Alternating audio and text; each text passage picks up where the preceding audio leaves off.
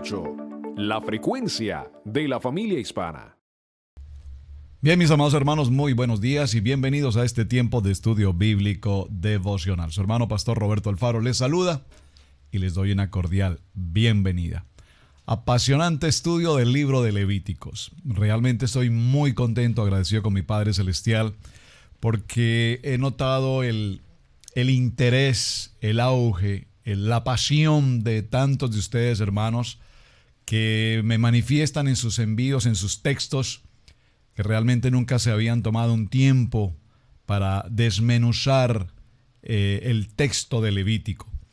Y realmente lo estamos desmenuzando y realmente también reconozco que estamos pasando por alto muchos detalles, porque el tiempo no nos da para hacer el estudio minucioso. Por lo tanto, siempre se los he dicho, por favor, no se queden con los minutos de este tiempo de estudio bíblico devocional. Esta es tan solo la semilla, pero usted va a su Biblia.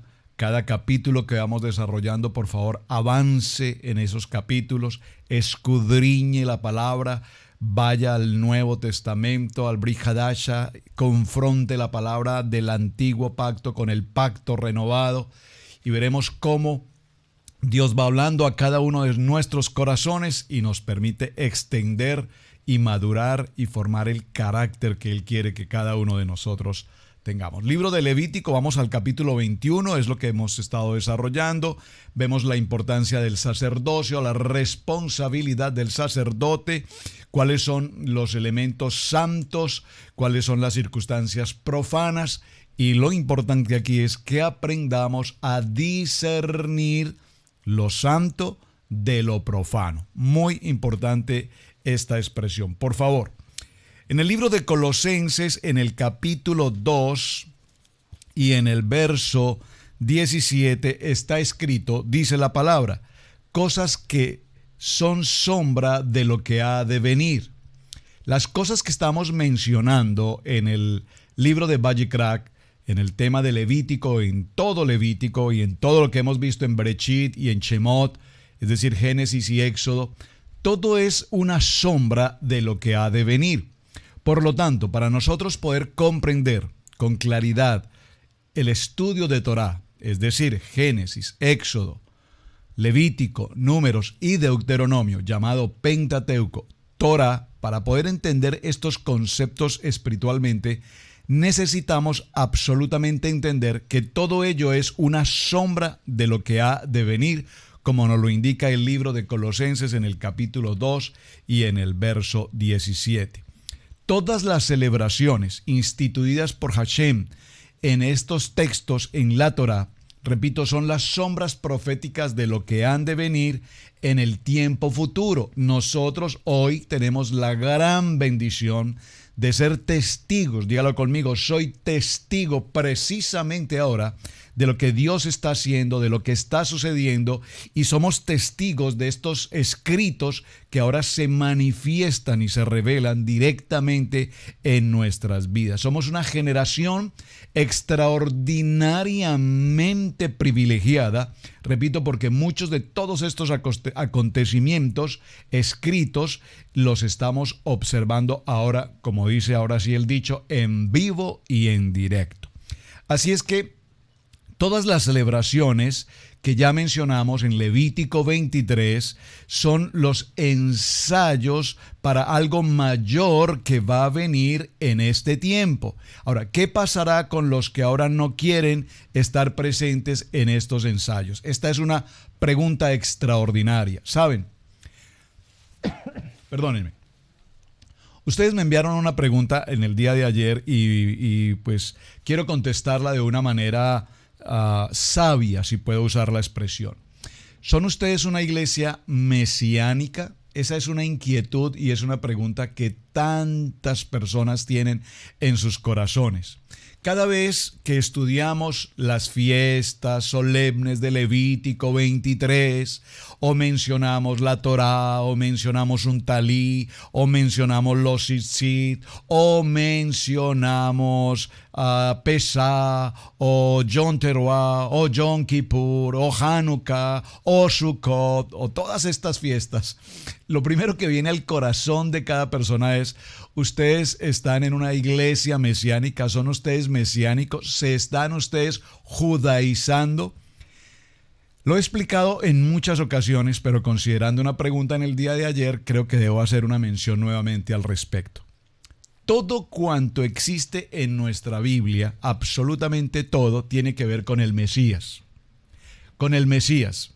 Llámelo Jesús, llámelo Jesucristo, llámelo Yeshua, llámalo Yahweh. Todo tiene que ver con el Mesías. Es más, si en tu congregación se celebra la mesa del Señor, tiene que ver con el Mesías. Si en tu congregación se celebra el tomar la ofrenda o tomar el diezmo, tiene que ver con el Mesías. Es decir, desde ese punto de vista. ¿Desde cuál punto de vista, pastor?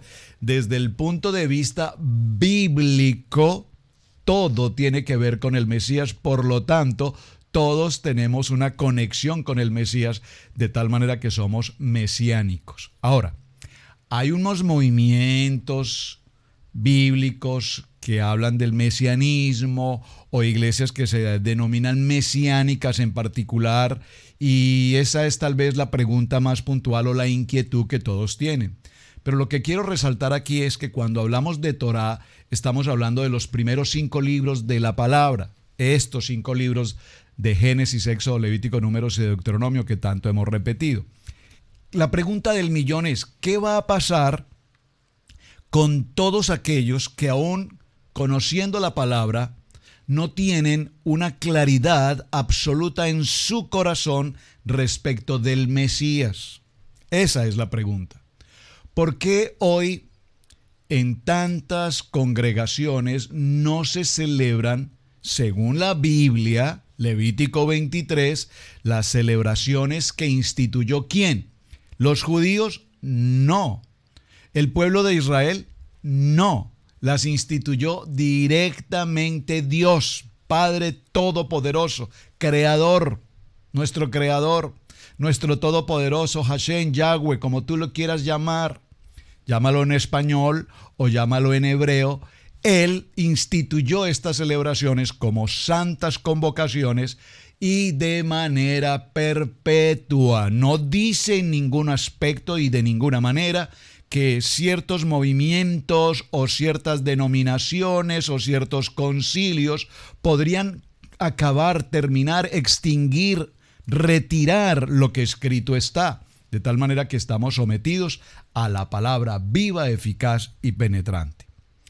La palabra Kadosh que hemos estado mencionando justamente en esta semana tiene que ver con un significado extraordinario. ¿Cuál es? Santidad. Es decir, la santidad es lo que nos enseña que estas santas convocaciones, estas celebraciones, lo que tienen que hacer o lo que están haciendo es perseverar, conservar el propósito escrito por Dios en su santa palabra.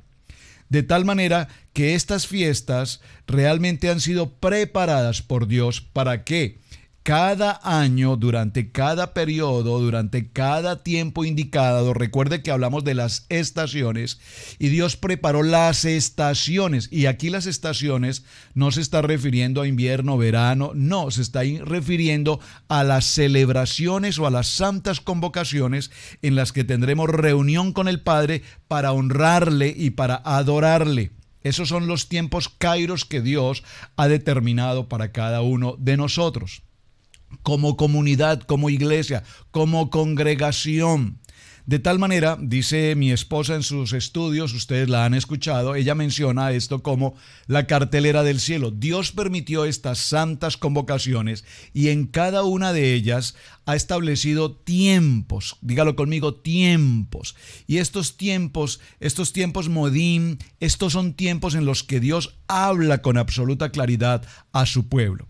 De ahí viene precisamente la palabra Moed, que la palabra Moed significa entonces cita. Esas son unas citas que tienen que ver con un tiempo y tienen que ver con un lugar, y es importante que todos nosotros como iglesia recordemos, renovemos y permanezcamos en esos tiempos, en esas citas que ya Dios estableció para su iglesia. De tal manera que cuando el Padre Eterno nos da esta cita, es simplemente porque Él va a cumplir puntualmente con ese compromiso de asistir a esa cita y nos va a hablar de manera directa. Él va a atender estas citas puntualmente. ¿Qué sucede? Repito, muchos, pero muchos son los que omiten o ignoran estas celebraciones. Entonces, vemos cómo la palabra en Levítico 23, verso 3 dice: 6 días trabajarás, pero el séptimo día es Shabbat, de reposo completo. Habla del descanso. Observe, en el séptimo día, hoy tenemos alguna organización que se denomina la Iglesia del Séptimo Día. No porque se denominen del séptimo día, llevan a cabo, viven el Shabbat, porque recordemos que el Shabbat no es el día sábado como lo realizaría el séptimo día. Recordemos que Shabbat da comienzo al atardecer del día viernes. Ese es nuestro tiempo de Shabbat hasta el día o hasta el atardecer del sábado del Shabbat. Por lo tanto, es un día de reposo, es un tiempo de conexión, es un tiempo de relación, es un tiempo de adoración, es un tiempo de reposo. En el sexto día el Padre creó al hombre, en el sexto día, y en el séptimo día le dio el reposo. Qué cosa tan extraordinaria. Una vez lo creó, inmediatamente le da reposo. Muy importante ese detalle. Sí, claro que sí. Ahora bien, cuando hablamos del reposo, es importante tener presente que la palabra nos dice que no haréis trabajo alguno. Es Shabbat para Hashem donde quiera que habites. Así es que el Dios de Israel ha fijado una cita en cada Shabbat semanal para encontrarse con su pueblo en todos los lugares de asentamiento. Si alguien decide hacer una convocación de santidad el día siguiente, no va a tener el mismo encuentro con Dios de Israel. Dígalo conmigo, llegaste tarde. Llegaste tarde. Saben, esto es muy interesante y yo lo puedo hablar con absoluta claridad y testimonio. ¿Por qué?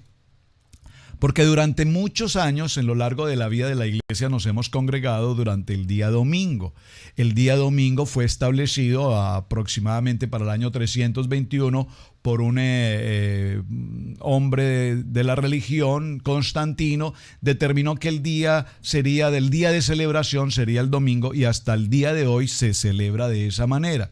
Pero bíblicamente, de acuerdo a nuestro estudio bíblico, sabemos que el día correcto es el Shabbat. Partiendo, repito, del día sábado, del día viernes en la tarde al día sábado en las horas de la tarde. Es una experiencia maravillosa cuando realizamos Shabbat ya en nuestra congregación, en un proceso que estamos llevando de transición. Yo sé que muchos hermanos que me están acompañando en el programa de estudio bíblico devocional son ya conocedores de la Torá a fondo. Muchos de ustedes tienen tiempo de llevar su Shabbat en absoluto ejercicio, pero en el caso particular nuestro estamos en un proceso, estamos en una transición, ya estamos en el nivel de celebrar Shabbat. Lo hemos hecho tanto en congregación como lo hemos hecho en casa y estamos en ese proceso y ha sido una experiencia maravillosa. De tal manera que en algún momento Dios hablará al corazón de cada uno de todos nosotros y podremos entender cómo a lo largo de la historia el hombre ha ido cambiando, ha ido alterando, ha ido acomodando lo bíblico a lo humano, al intelecto o a la razón del hombre, y esto ha conllevado, por supuesto, que se ignoren, se omitan las santas convocaciones que Dios ha establecido. Sin embargo, hace un poco tiempo estuve en una reunión pastoral y algunos pastores me decían, bueno, ahora tengo entendido que tú ahora estás practicando todas esas fiestas judías. Y esa es la típica pregunta y la típica inquietud que todas las personas tienen. Por favor, ¿hasta cuándo podemos entender que no son fiestas judías? que no son celebraciones judías. Por favor, si leemos nuestras Biblias adecuadamente y entendemos lo que escrito está, vamos a entender, permítame que tenga que repetir esto tantas veces, que el pueblo de Israel estaba constituido por 12 tribus, los 12 hijos de Jacob. Estas 12 tribus, entre las cuales se encuentra Judá, de donde vienen los judíos, posteriormente se dividen en dos secciones, en dos grupos, en dos casas. La casa de Israel y la casa de Judá. La casa de Israel hasta nuestros días se encuentra en el exilio, esparcida por el exilio. Dígalo conmigo, ese soy yo. Pertenecemos a la casa de Israel, a alguna de las 10 tribus esparcidas en las naciones. Bíblicamente así lo dice. Las dos únicas tribus que regresaron y que tenemos presentes hoy y que las podemos ver, que están ahí justo frente a nosotros, son Judá y por supuesto Benjamín y algunos de los levitas. Entonces, los hijos de Judá o los judíos, como les conocemos hoy, pues practican todas las celebraciones que Levítico 23 menciona. Por lo tanto, cuando nosotros utilizamos esta expresión, ustedes están practicando lo que los judíos hacen, pues estamos haciendo no lo que los judíos hacen, aunque es correcto que lo hagan, estamos haciendo lo que la Biblia enseña que tenemos que hacer. Como la única tribu que tenemos frente a nuestros ojos por testimonio son los judíos, entonces repito, siempre todo lo asociamos con los judíos. Yo recuerdo en nuestra congregación algún tiempo, hace algunos años, cuando celebramos la primera o segunda vez la celebración de Hanukkah, y con la celebración de Hanukkah hay también las inquietudes si es bíblica, si no es bíblica, si se debe, si no se debe. La celebración de dedicación, mejor, la dedicación, cuando celebramos esta reunión, recuerdo que una persona se acercó y me dijo: pastor, si usted está celebrando estas cosas judías en la iglesia, créame que nosotros no queremos nada con los judíos, por lo tanto nos vamos a retirar de la congregación. Hermano, pues yo lo siento profundamente en mi corazón, pero déjame decirte, ¿no quieres saber nada de los judíos? ¿Sabías tú que todo lo que tenemos en este libro llamado la Biblia tiene que ver con los judíos, con el pueblo de Israel? ¿Sabías que el hombre que estuvo en una cruz y entregó su vida por ti y por mí para librarnos de pecado y que con su sangre estamos lavados y redimidos es un judío? ¿Sabías eso? Es decir, si tú me estás diciendo que no quieres saber nada de los judíos, entonces estamos hablando que no quieres saber nada de la Biblia, que no quieres saber nada de Dios, que no quieres saber nada de Jesús, que no quieres saber nada de Yeshua. Entonces, ¿en qué situación estás? ¿Quién eres tú? Son expresiones que soltamos por lo que oímos y lastimosamente no nos preparamos, no estudiamos y como no leemos la Biblia, pasamos, con todo respeto, mis amados hermanos, a ser ignorantes. Porque la peor cosa que podemos tener es la ignorancia. Por lo tanto, la Biblia nos enseña cada cosa. Y hago estas claridades, repito, sé que para muchos de ustedes esto es extremadamente claro, pero también sé que Estudio Bíblico Devocional tiene como propósito enseñar. ¿Y enseñar a quién? A aquellos que por primera vez están llegando a Estudio Bíblico Devocional, que sé que son muchos de ustedes, por lo que recibo sus mensajes a diario. Por lo tanto, yo no tengo ningún inconveniente en tomarnos el tiempo y retomar la enseñanza de tal manera que todos podamos crecer juntamente. El Dios de Israel ha fijado entonces una cita de Shabbat. En este texto que estamos leyendo nos habla precisamente del tiempo o del día o el cierre de semana. El primer día de la semana, que hoy llamamos domingo. Domingo, la expresión domingo, recuerden que domingo y los días de la semana no están en la Biblia como nosotros los conocemos hoy.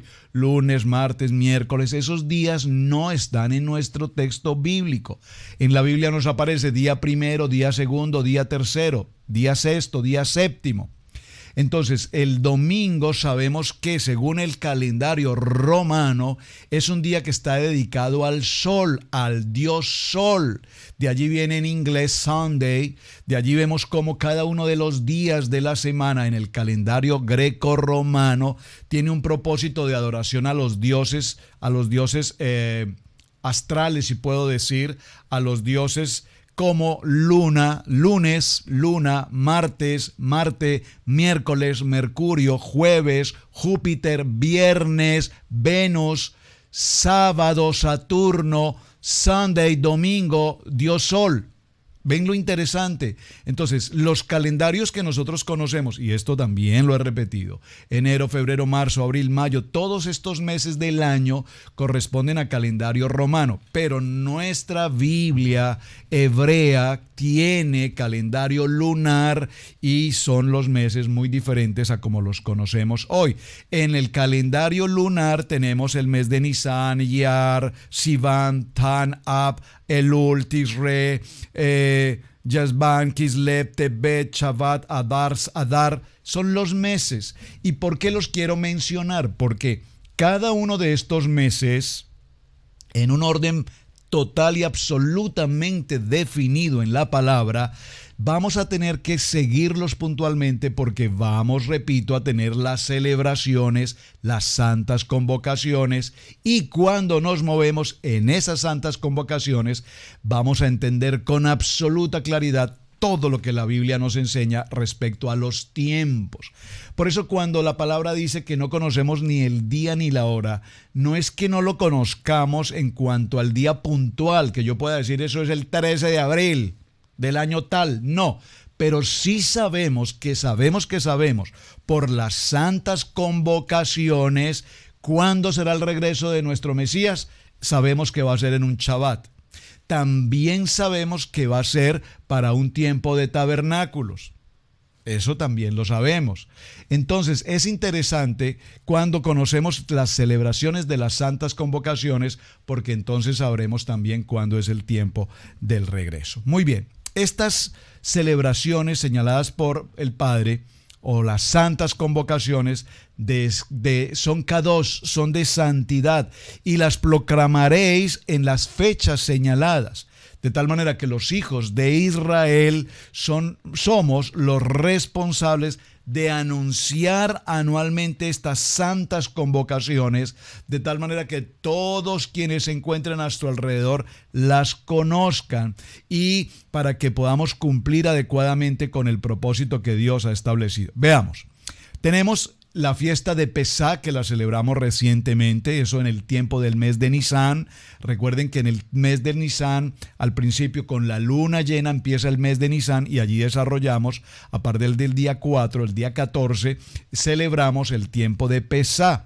Posteriormente, de allí en adelante, vamos a empezar lo que llamamos el tiempo del Omer, que van a ser 50 días que vamos a estar desarrollando. Estamos en este mismo momento celebrando el tiempo del Omer, contando 50 días para llegar a la celebración de Shavuot, y esto va a tener que ver con lo que es Yom Teruah, y va a tener que ver con lo que es Yom Kippur, y vamos a ver después de Yom Kippur el tiempo de la celebración de Sukkot, o tabernáculos o enramadas, y ese es el propósito, hasta que lleguemos al tiempo de Hanukkah, que eso va a ser ya sobre el mes de Tevet, y posteriormente en los tiempos de Purim nuevamente. Todo esto, todas estas celebraciones, la Pascua, los panes sin levadura, el Omer, que es el día que empieza después del Shabbat, después de Pesá. Tenemos el primer día de Tishrei, que es Yom Teruah, que es el día de clamor, el día de Yom Kippur, que es el día de la expiación. Esto es en el mes de Tishrei. Tenemos la fiesta de Ha, que es la fiesta de cabañas, o Sukkot, que eso va a ser también en la celebración del mes de Tishrei. Y todas estas fiestas, repito, tienen como propósito que la congregación, los hijos de Israel, la casa de Israel, la casa de Judá y las 12 tribus de Israel nos encontremos juntos en el tiempo establecido por Dios para cada uno de nosotros como iglesia. Ahora bien, Levítico 23, capítulo 10 dice: entonces traeréis al sacerdote, recuerden esto, habla a los hijos de Israel y diles: cuando entréis a la tierra que yo os daré y sigues su mies, entonces traeréis al sacerdote un omer de las primicias. El omer es una medida de vuestra cosecha. El omer es una medida de capacidad de unos 2.5 litros. Aquí la Torá llama omer la ofrenda de harina de cebada, que es el mismo nombre de la medida, es decir, omer. El omer está determinado como rishi, es decir, las primicias de las cosechas, lo cual hace referencia a la resurrección del Mesías, Yeshua, como está escrito en el primer libro en Corintios, capítulo 15, verso 20. Dice la palabra: mas ahora el Mesías ha resucitado, como está escrito. Muy bien, es decir, resucitó de los muertos, que son las primicias de los que durmieron. En el verso 11 de Levítico 23 dice la palabra: y él mecerá el omer delante de Hashem, a fin de que seáis aceptados. El día siguiente al Shabbat el sacerdote la mecerá.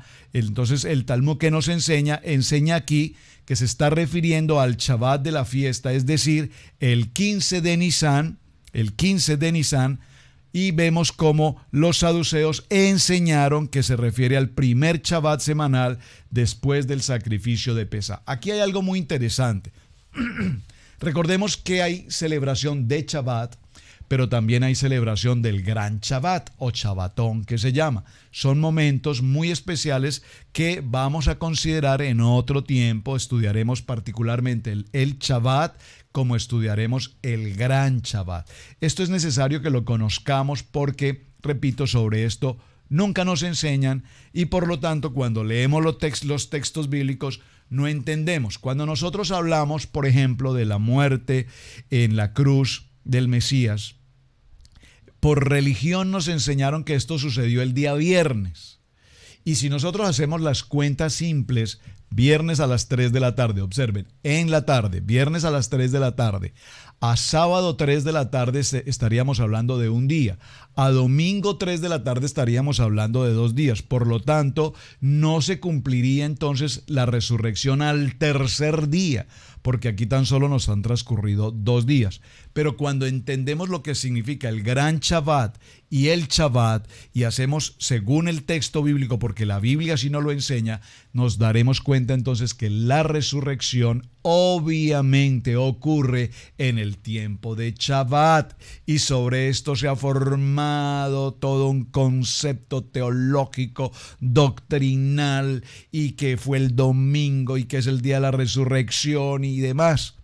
No puedo entrar ahora en ese punto porque es un tema además muy interesante estudiarlo, pero simplemente quiero mencionar que cuando estudiamos la palabra conforme al original, atención, porque es que normalmente cuando estudiamos la palabra y nos vamos al nuevo pacto, al pacto renovado y leemos los evangelios en el nuevo pacto sin entender o sin conocer el principio del libro, entonces la interpretación que encontramos en el nuevo pacto puede diferir, nos puede llevar a conclusiones erróneas y lastimosamente, con todo mi amor y respeto, predicamos muchas veces con el nuevo pacto, el pacto renovado, sin conocer el fundamento, por lo tanto cometemos errores de enseñanza. Por lo tanto, ¿cuán importante es conocer el pacto antiguo? Es fundamental. Alguna vez alguien en un libro leía esta historia, creo que la he mencionado anteriormente, pero es importante mencionarla. Cuando nosotros vemos un edificio, una construcción de un edificio, vemos o tomamos la fotografía del edificio porque nos parece una obra excelente. ¡Qué gran construcción ha sido ese edificio! ¡Wow! ¿Cuántos pisos? Es una torre gigante. Y podemos tomar la fotografía del edificio y asombrarnos de la extraordinaria construcción y diseño. Pero lo que realmente nosotros no vemos en la fotografía es las bases, el fundamento, las bases. Las bases pueden tener una raíz, una profundidad mucho, por lo menos a más de la mitad de lo que hay hacia arriba. Cuando tomamos la fotografía vemos el edificio construido con sus acabados, pero no vemos, repito, el fundamento, lo que está bajo tierra. Este ejemplo simplemente para traer a colación que esto nos sucede exactamente con el estudio de la palabra. Si vamos al nuevo pacto, al pacto renovado, entonces vemos el edificio extraordinario, terminado con sus acabados, una obra fabulosa. Pero si no podemos o no tenemos acceso a la primera parte de la construcción, las bases, el fundamento, que es lo que estamos viendo justamente a través del libro de Éxodo, de Génesis, Éxodo y hasta ahora en el libro de Levítico, lo que estamos estudiando es el fundamento. Si logramos estudiar el fundamento, con absoluta claridad veremos el edificio con sus acabados. Mis amados hermanos, el tiempo se nos ha pasado. Gracias por acompañarnos en Estudio Bíblico Devocional. Muchísimas gracias por sus mensajes. Espero que el tema haya sido de su interés y haya claridad en los conceptos. No pude avanzar mucho en el tema porque quiero hacer, repito, claridad en algunos conceptos. Es importante para mí que haya esa claridad en todos y gracias por compartir el video. Shalom, bendiciones, un muy buen día.